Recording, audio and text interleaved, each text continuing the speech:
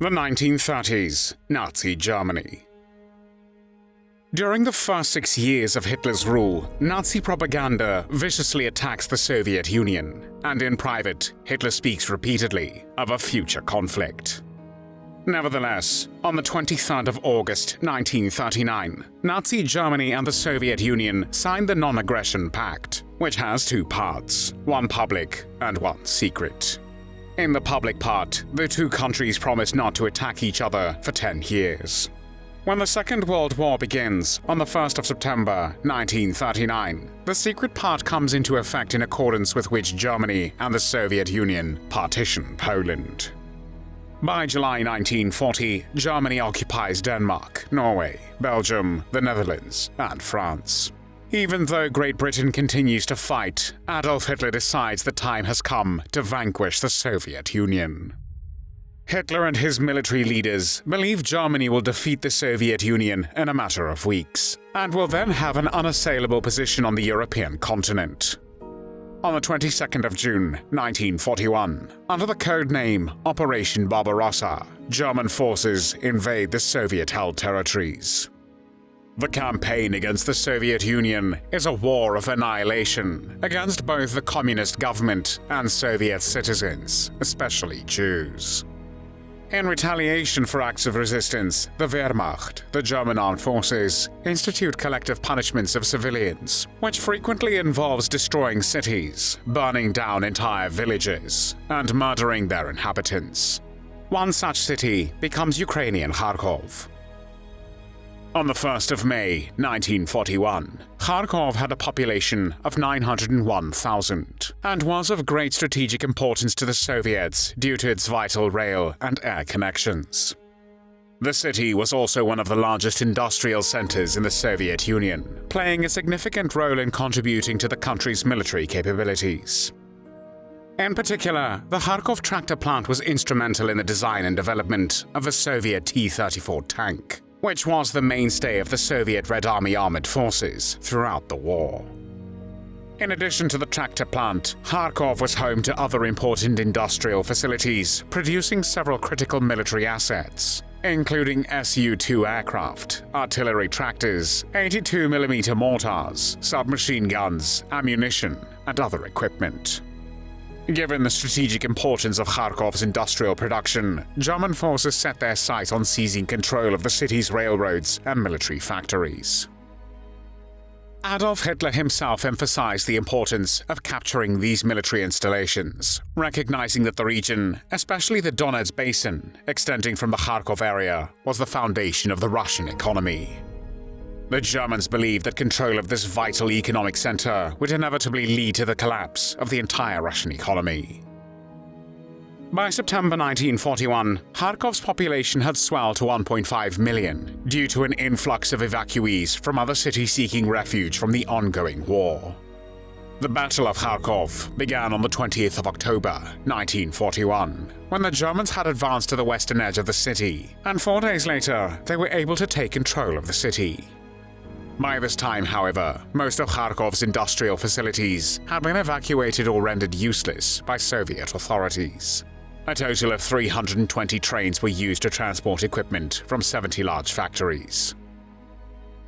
Following the battle's conclusion, Kharkov experienced its first occupation during the war, which lasted until the 16th of February 1943. German troops in the city acted under the authority of the Reichenau-order, which supported Nazi genocidal policies and advocated for punishment against the so-called subhuman species of Jews and the extermination of Jewish Bolshevism in Europe.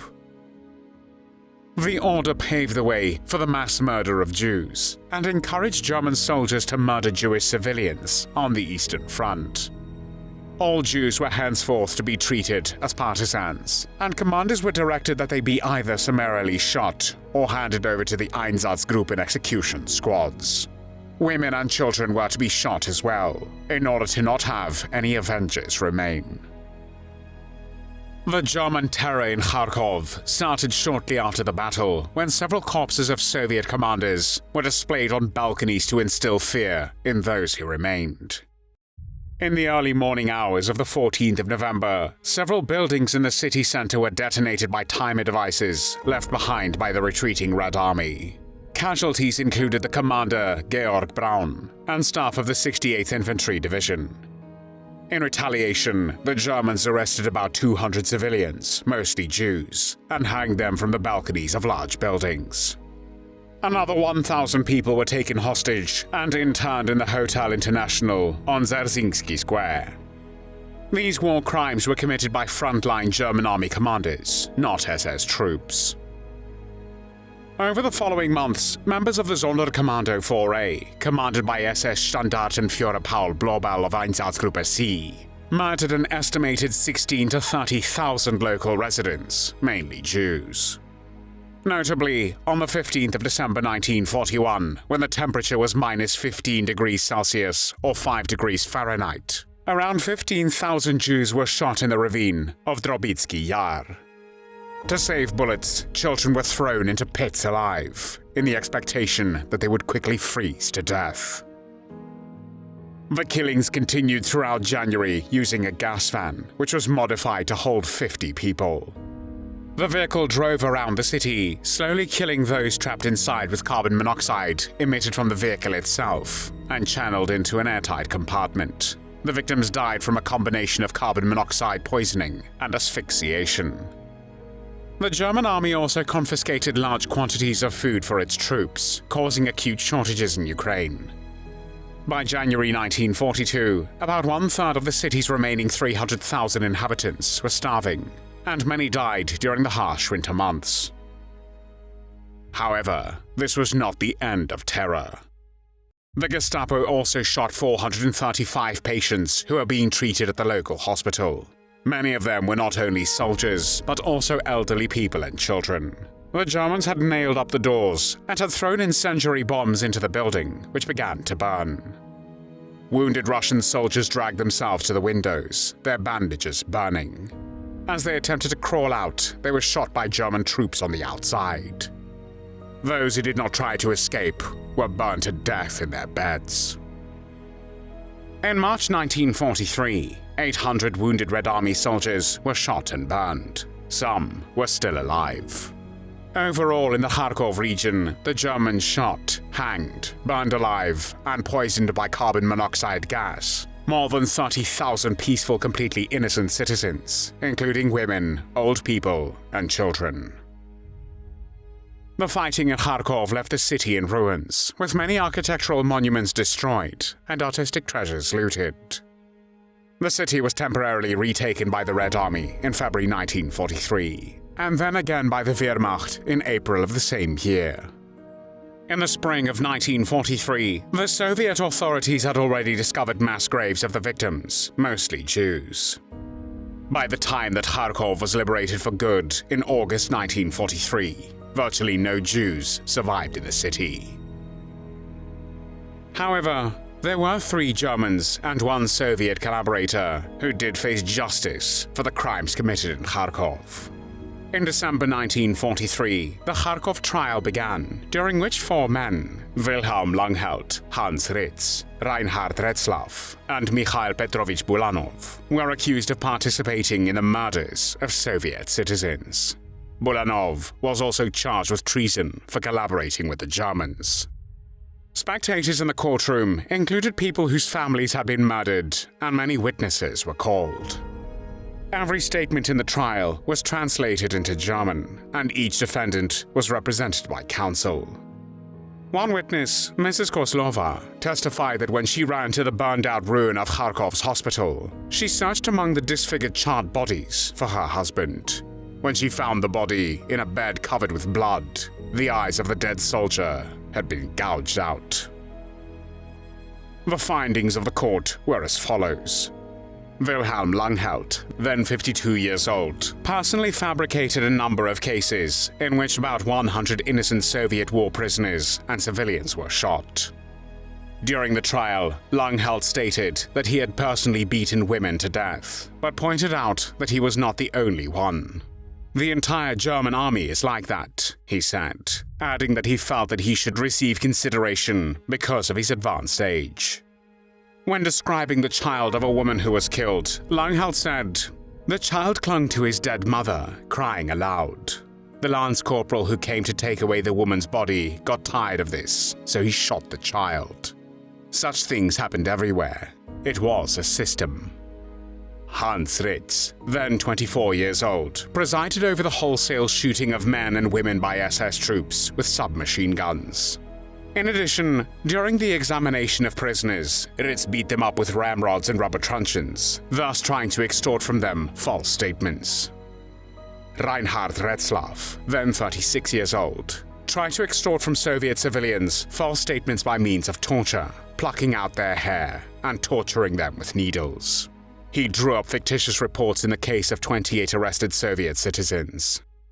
With the help of clubs and rifle butts, Retzlaff personally drove into the murder van Soviet citizens doomed to death, accompanied the murder van to the place of unloading, and took part in the burning of bodies of asphyxiated people.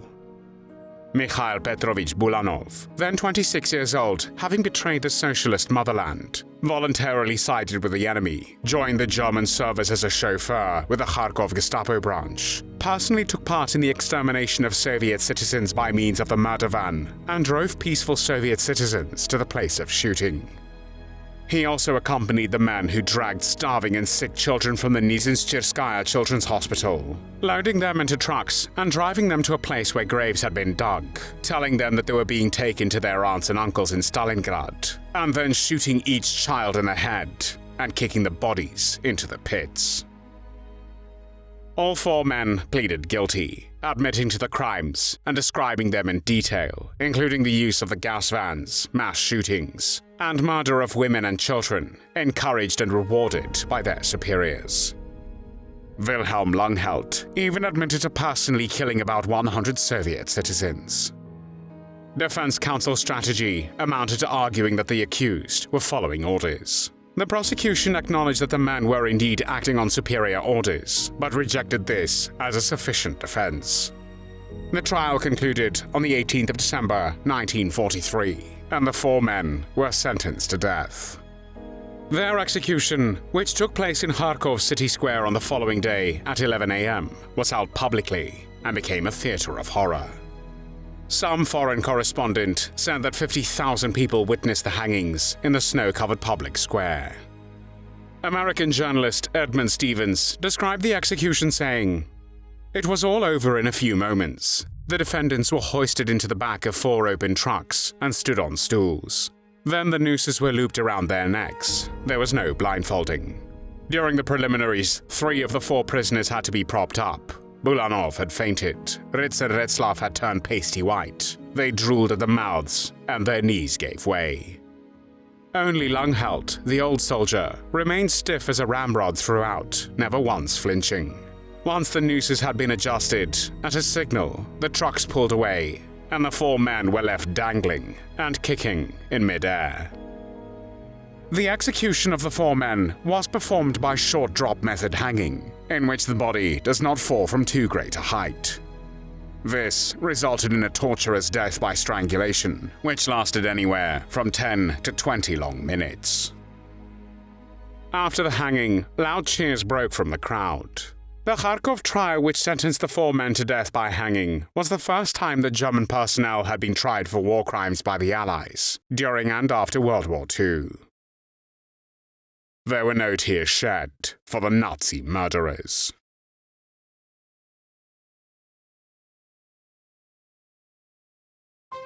Thanks for watching the World History Channel. Be sure to like and subscribe, and click the bell notification icon so you don't miss our next episodes. We thank you, and we'll see you next time on the channel.